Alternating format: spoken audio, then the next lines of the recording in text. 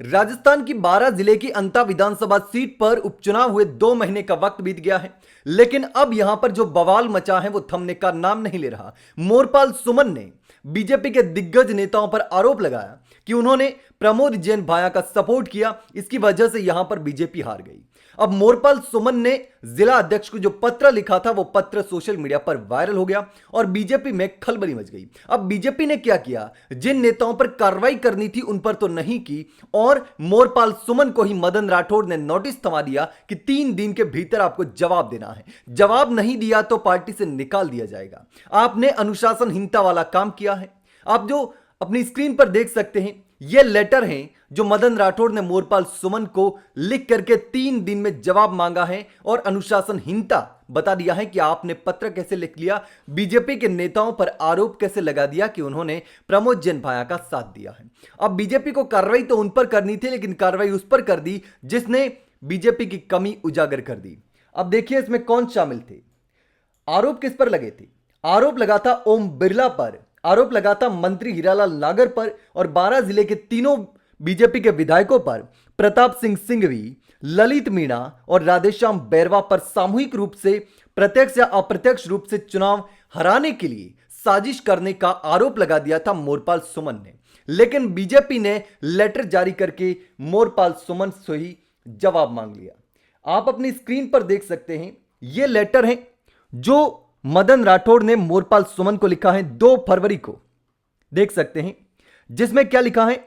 आपके विरुद्ध इस तथ्य की जानकारी प्राप्त हुई है कि आपने अंता उपचुनाव 2025 के संबंध में भारतीय जनता पार्टी के अनेक दायित्ववान पदाधिकारियों एवं वरिष्ठ जनों के प्रति अनर्गल, बिना तथ्य और साक्ष्य के आरोप लगाकर उसे सार्वजनिक किया है। अब सम्माननीय और वरिष्ठ नेताओं ने मोरपाल सुमन को हराने के लिए साजिश की तो बीजेपी ने कार्रवाई तो नहीं की, लेकिन मोरपाल सुमन से जवाब मांगा।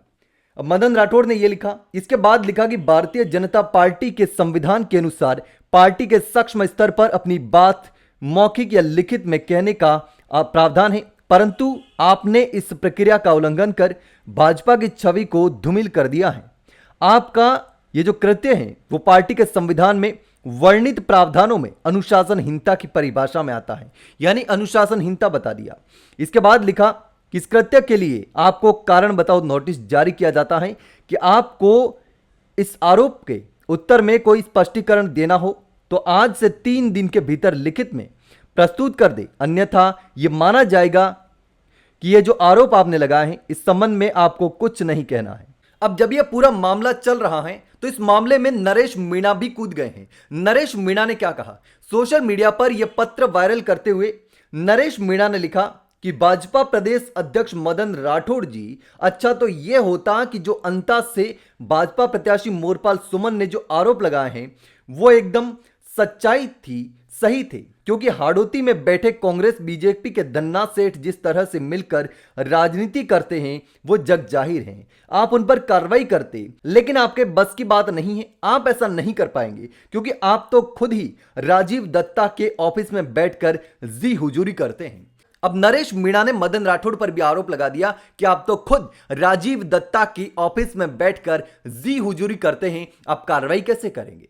अब जो कर सकते हैं वो ये कर सकते हैं कि कमजोर को दबा दो, जो आवाज उठा रहा है उसको दबा दो और मोरपाल सुमन को ही फंसा दो, ताकि और कोई कहे ही नहीं कि आपके बीजेपी के नेता यहां पर इस तरीके का काम कर रहे हैं। लेकिन अब जिस तरीके से मोरपाल सुमन ने खुलासा किया, बीजेपी के दिग्गज नेताओं पर आरोप लगाया, पत्र लिखा, वायरल हो गया, बीजेपी को कार्रवाई करनी थी उन पर और बीजेपी ने लेटर थमा दिया मोरपाल सुमन को, उसको लेकर के आप क्या सोचते हैं पूरे मामले पर?